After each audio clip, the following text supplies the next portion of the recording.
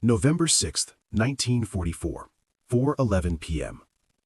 Somewhere above the mountains of Central Europe, Second Lieutenant Nate Callahan watches a needle fall like a guillotine. Oil pressure. 0.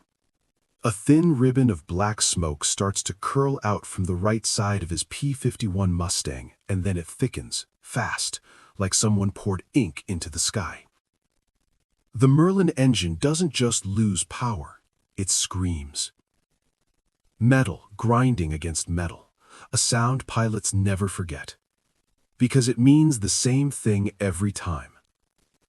You're already late to your own funeral.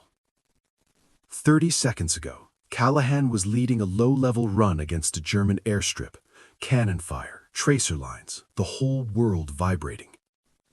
Now he's flying in a straight line while flak tries to erase him.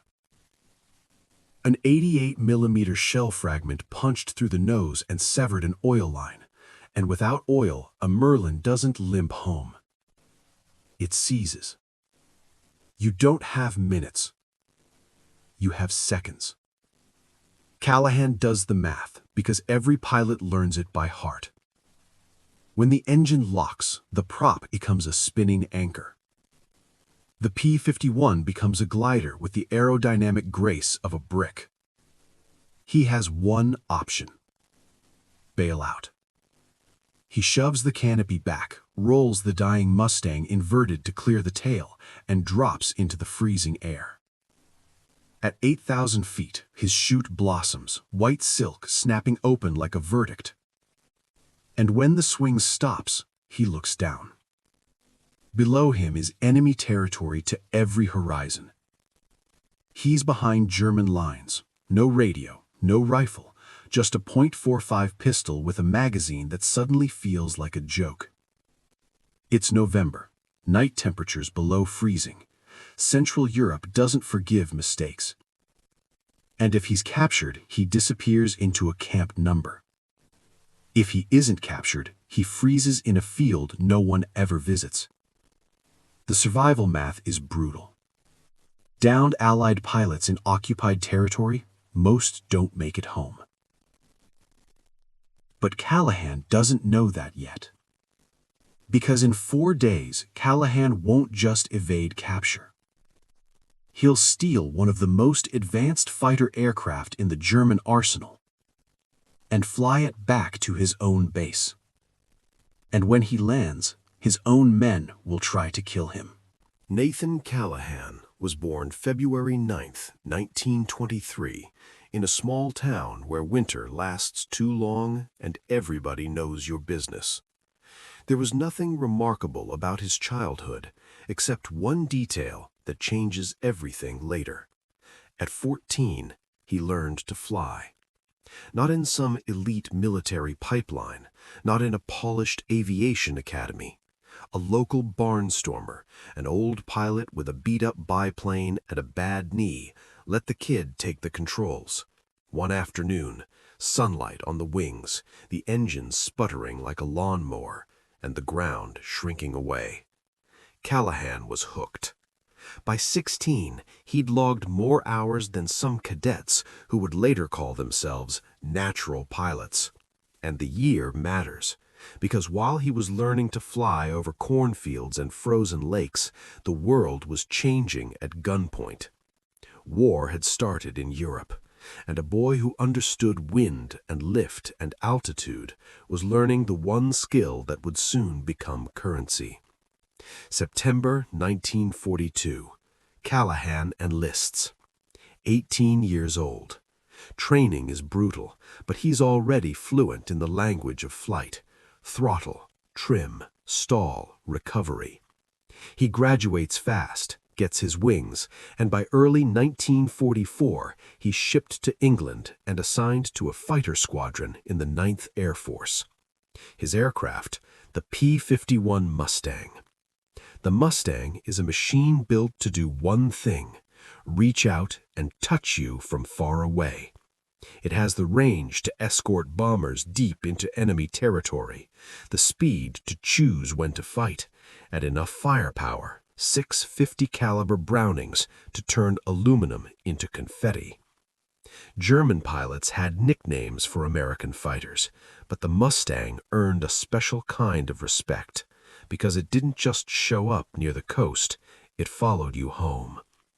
Callahan names his Mustang Sparrowhawk. He paints it in small letters under the cockpit, nothing flashy.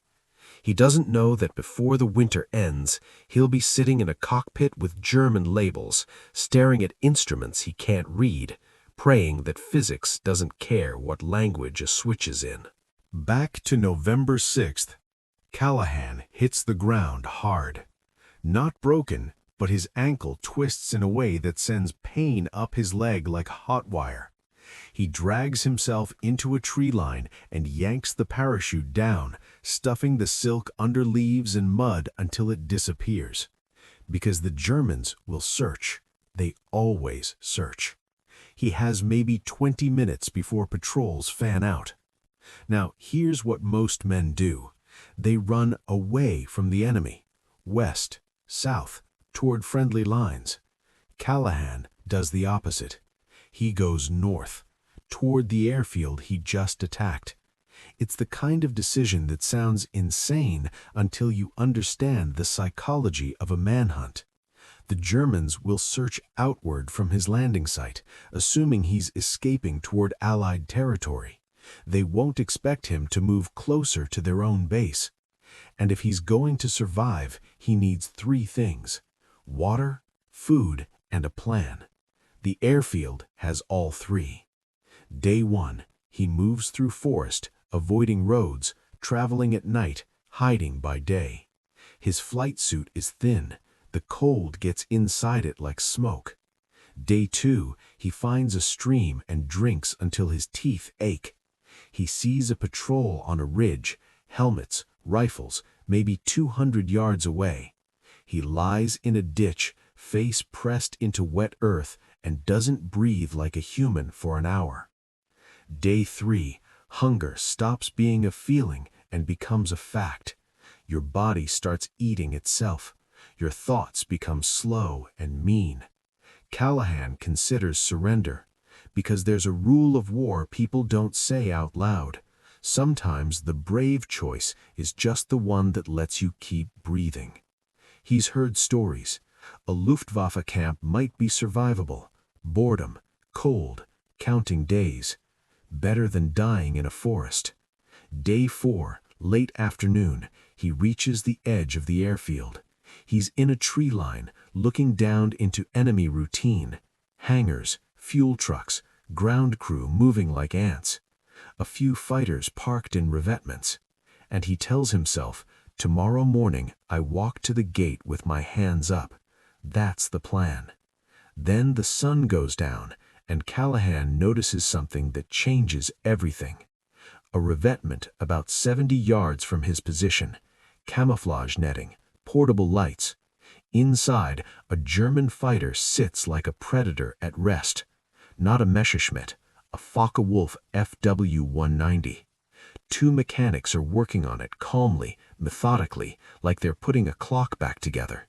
They check fuel, they run up the engine. That radial coughs once, then roars deep and violent. They cycle controls, check something on a clipboard. Then they shut it down, cover the cockpit, and walk away. The aircraft is ready to fly.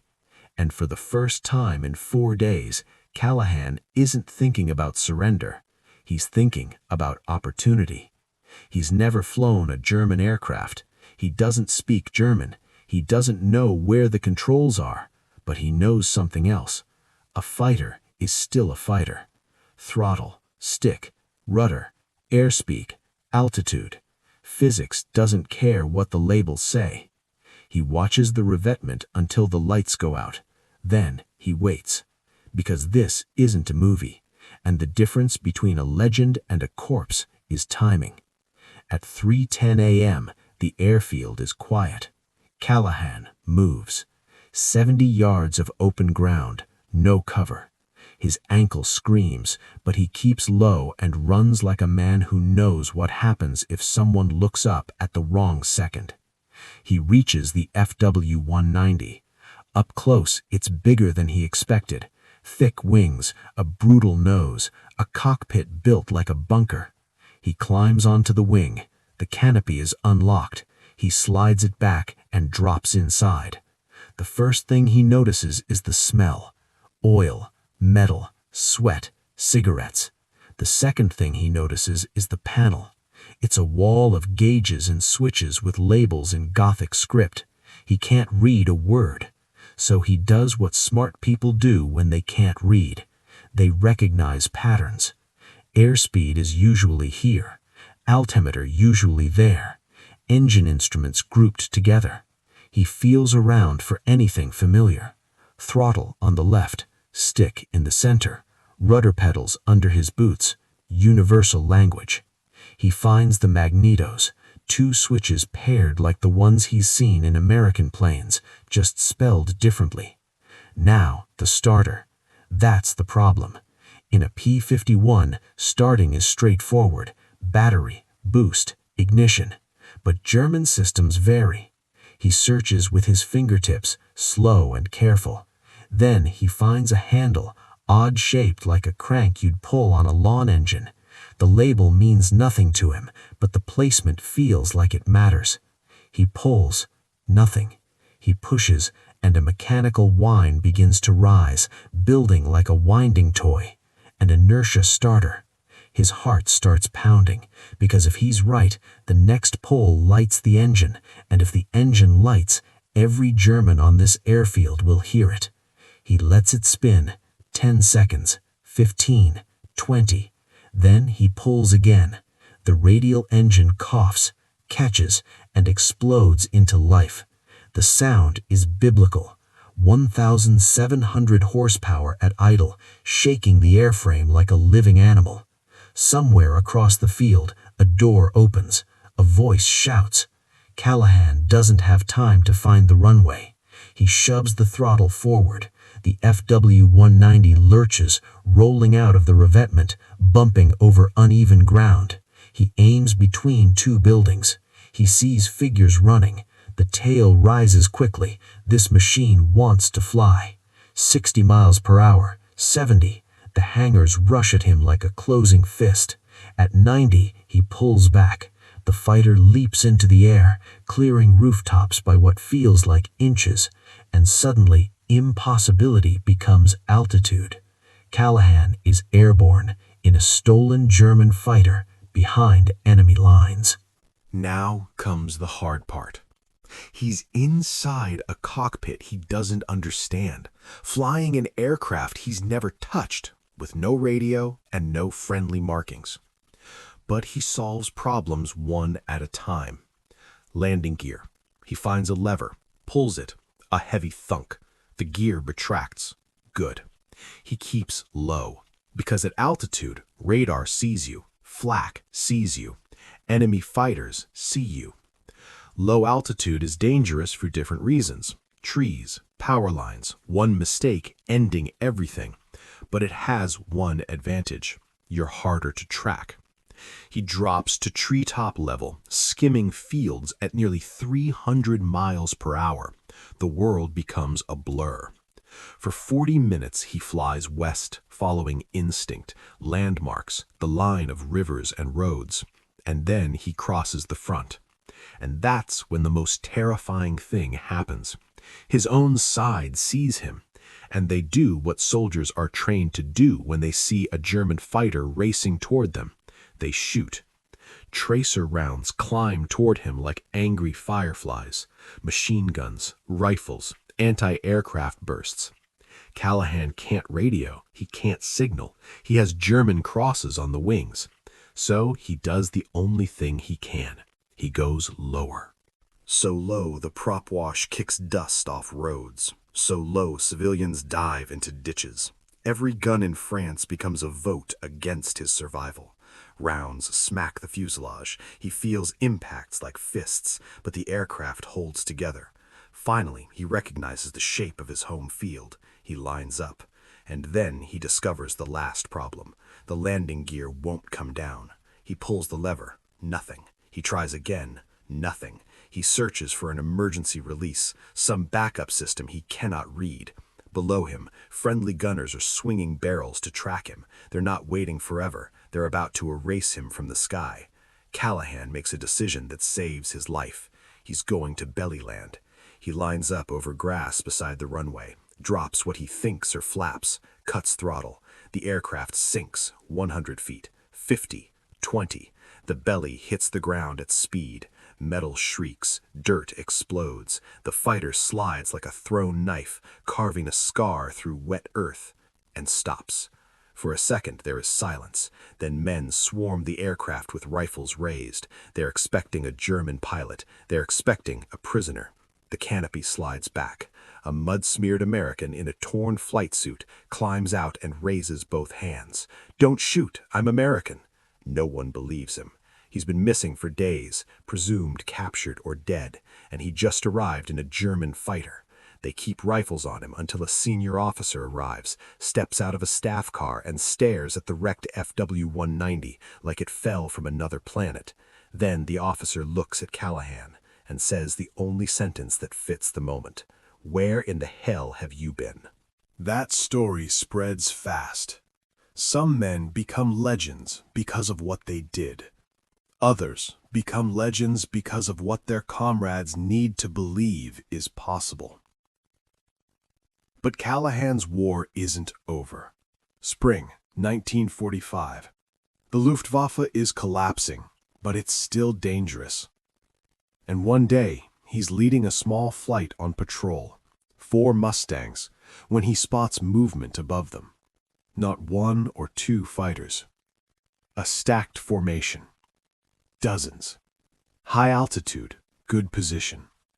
The kind of sight that makes your stomach drop because your brain knows the math before your heart accepts it. 4 against that? Every manual ever written says disengage, report, live. Callahan watches the formation and makes the same calculation he made in the forest. The safe choice is retreat. The rational choice is survival. And then he does what he always does. He chooses the option that isn't on the page. He keys the radio. Engaging. His wingmen don't argue. They've flown with him. They know the difference between courage and stupidity. And they know Callahan lives in that narrow band where impossible becomes real. The 4 Mustangs climb into the enemy formation. The Germans don't expect an attack, because it makes no tactical sense. That's exactly why it works. Callahan slips behind a fighter at the edge of the group and fires a short burst. The aircraft erupts. Fuel, metal, flame, gone in a second. He brakes, rolls, finds another target, fires again. Another falls. The formation scatters, confused, because they don't know how many Americans are attacking. They don't know where the fire is coming from. They only know they're suddenly dying. In minutes, the sky becomes chaos. When it's over, Callahan's flight limps home, low on ammo, adrenaline still burning in their veins. And behind them, the enemy formation is missing aircraft that will never be replaced. That's what makes Callahan terrifying to the people he fights. He doesn't only fight the enemy, he fights the enemy's expectations. Years later, people will tell the story in different ways. They'll focus on the stolen fighter. They'll focus on the belly landing. They'll focus on the moment his own side opened fire and he survived anyway. And those are good stories, but they're not the real story. The real story is simpler. A man hits the ground behind enemy lines. The world offers him 2 options, surrender or die. And he asks a third question. What else can I do? That question, more than any engine, any gun, any medal, is what turned a downed pilot into a legend. Because some people look at impossible odds and see a wall. Callahan looked at a cockpit he couldn't read and saw a door. If you want more WW2 impossible survival stories told like this, comment next and tell me which theater you want, Europe or Pacific.